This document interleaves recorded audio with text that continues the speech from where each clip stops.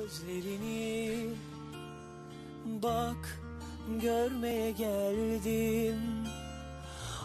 Bu hayat sözlerinle gül olup yeşermeye geldim. Bu hayat sözlerinle gül olup yeşermeye geldim.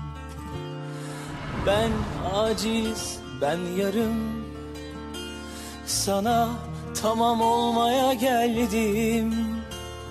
Şeyda bülbüller gibi gül dalına konmaya geldim. Şeyda bülbüller gibi gül dalına konmaya geldim. Yanar içim, senden öteye yer yok. Yanar sözlerim, bakamam gözlerine. Canımdan başka servetim yokken canımdan geçmeye geldim. Kabul et ne olur ey sultanım, aşkınla yanmaya geldim.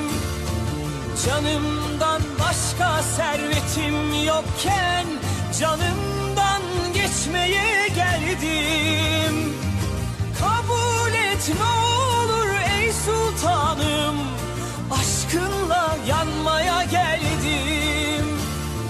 Kabul et ne olur ey sultanım, aşkınla yanmaya geldim.